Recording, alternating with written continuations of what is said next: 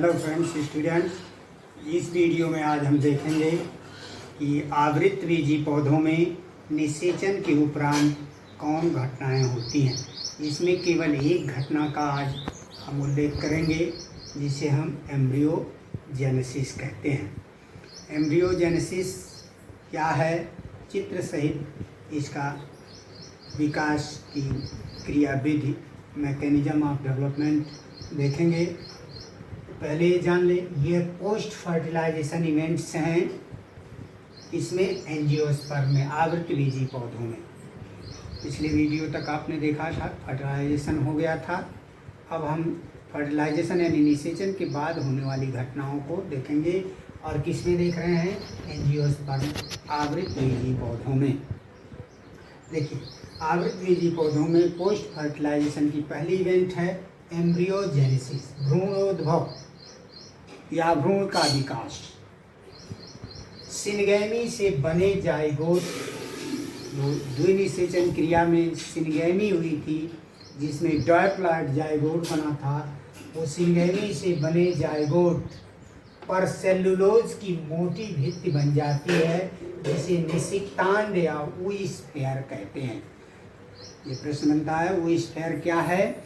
Syngamy से जो diploid zygote बना है उस पर कोसा में सेल्यूलोज की मोटी भित्ति बन जाती है।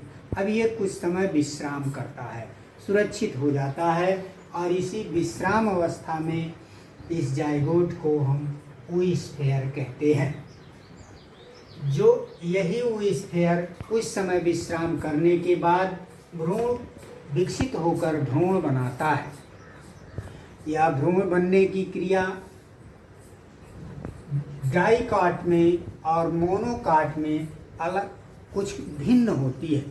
दोनों में प्रारंभिक अवस्थाएं लगभग समान होती हैं, परंतु अंतिम अवस्थाओं में कुछ भिन्नता पाई जाती है, जिसके कारण हम अधिक स्पष्ट होने के लिए दोनों को अलग अलग करके बता रहे हैं। तो पहले हम देखें द्विबीजपत्री भ्रूण का विकास, एम्ब्रियो डेवलपमेंट इन डाइकाट।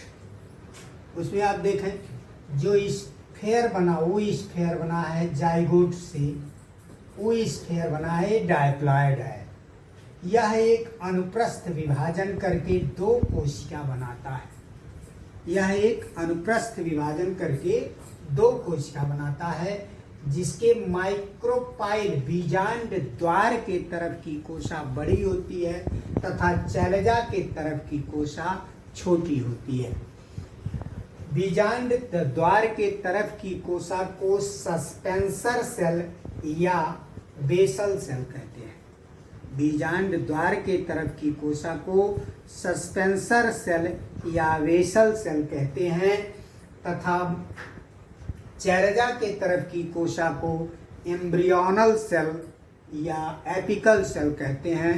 जैसा नाम से ही विदित है कि एम्ब्रियोनल सेल, इसी से एम्ब्रियो बनेगा। आगे देखा, तीसरी स्थिति में जो सस्पेंसल सेल है हमेशा अनुप्रस्थ विभाजन करता है, और जो एम्ब्रियोनल सेल है वह उदग्र और अनुप्रस्थ दोनों तरह का विभाजन करता है, जिससे टी आकार का बाल भ्रूण बन जाता है। यह सस्पेंसर सेल बार बार अनुप्रस्थ विभाजन करके 8 से 10 कोशाओं की खड़ी पंक्ति बना लेता है, जिसके निचली कोशा बड़ी होती है। इस बड़ी कोशा को सस्पेंसर सेल कहते हैं। यह माइक्रोपाइल से लगकर न्यूक्लियस से भोजन का अवशोषण करता है, इसीलिए इसे हास्टोरियल सेल, चूसक कोशिका भी कहते हैं।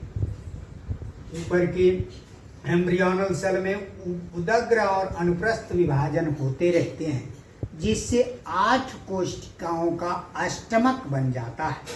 8 कोशिकाओं का अष्टमक बन जाता है। अब यह अष्टमक ही बाल भ्रूण कहलाता है। इस अष्टमक में से 4 कोशाएं अग्र अष्टमक, 4 कोशाएं पश्च अष्टमक का बनाती हैं। अग्र अष्टमक की 4 कोशाएं हृदयाकार होकर विभाजन करती हैं। ये देखें, हृदयाकार हो गया है, विभाजन करती हैं। अग्र अष्टमक की 4 कोशिकाएं विभाजन करती हैं तथा वो हृदयाकार होकर के बढ़ती जाती हैं। यहाँ देखें, बढ़ती जाती हैं और फिर ये वलित होकर कॉर्डिलेडन बना लेती हैं। इसके अग्र अष्टमक से तथा पश्च अष्टमक से 8 कोशिकाओं का समूह अष्टमक है, जिसके आगे की 4 कोशिकाएं अग्र अष्टमक, पीछे की 4 कोशिकाएं पश्च अष्टमक कहलाती हैं। अग्र अष्टमक से प्लूमूल कोशिकाएं बन जाती हैं, जो आगे चलकर अंकुरित होकर के तने का विकास करती हैं, तथा पश्च अष्टमक से रेडिकल बन जाते हैं, जो चल करके आगे चल करके मूलांकुर का विकास करते हैं, जड़ का विकास करते हैं। फिर ये हृदयाकार कॉटिलेडन्स वलित हो जाते हैं और इस प्रकार से भ्रूण का विकास पूर्ण हो जाता है। एक द्विबीजपत्री पौधों में देखें, ये चैनजा की तरफ एम्ब्रियोनल सेल, माइक्रोपाइल की तरफ सस्पेंसर सेल। एम्ब्रियोनल सेल उदग्र अनुप्रस्थ दोनों विभाजन करता है। सस्पेंसर सेल केवल अनुप्रस्थ विभाजन करके 8 से 2 कोशिकाएं बनाता है। लास्ट कोशिका हास्टोरियल सेल या सस्पेंसर सेल कहलाता है, जो भोजन अवशोषण करता है। ऊपर के अष्टमक में से अग्र अष्टमक, पार्श्व अष्टमक 2 भाग बन जाते हैं। दोनों अष्टमक विकसित होकर हृदयाकार संरचना बनाकर बीजपत्र बनाते हैं और दोनों की आंतरिक कोशिकाएं रेडिकल और प्लूम्यूल बना लेती हैं। अब हम देखते हैं एक बीजपत्री भ्रूण का विकास। एक बीजपत्री पौधों में भ्रूण का विकास। प्रारंभिक अवस्थाएं, अष्टमक अवस्था तक की अवस्थाएं इसमें भी डाइकॉट की तरह ही होती हैं, अर्थात इसमें भी अनुप्रस्थ विभाजन द्वारा 2 कोशिकाएं बनाता है। उन दोनों कोशिकाओं का वही नाम है, एम्ब्रियोनल सेल, सस्पेंसर सेल। फिर सस्पेंसर सेल अनुप्रस्थ विभाजन करके 8 से 10 कोशिकाओं की पंक्ति बताता है, सस्पेंसर सेल बनता है। यहाँ 8 कोशिकाओं का अष्टमक बन जाता है। 8 कोशिकाओं के अष्टमक में केवल अग्र अष्टमक से, जो 4 कोशिकाओं का अग्र अष्टमक बनता है, 4 कोशिकाओं का पश्च अष्टमक, अग्र अष्टमक से ही कॉटिलीडन्स का निर्माण हो जाता है तथा पश्च अष्टमक से रेडिकल और प्लूम्यूल बन जाते हैं। इस प्रकार से इसमें एक ही बीजपत्र का निर्माण होता है। बस अब हम यहाँ देख लें कि डाइकाट और मोनोकाट की भ्रूण विकास में क्या अंतर है। 3 पॉइंट का अंतर है, बहुत पूछा जाता है। इसमें अष्टमक हृदयाकार होकर वलित हो जाता है। डाइकाट में अष्टमक हृदयाकार होकर वलित हो जाता है, जबकि यह हृदयाकार होकर वलित नहीं होता। ना तो यह हृदयाकार होता है और ना ही वलित होता है।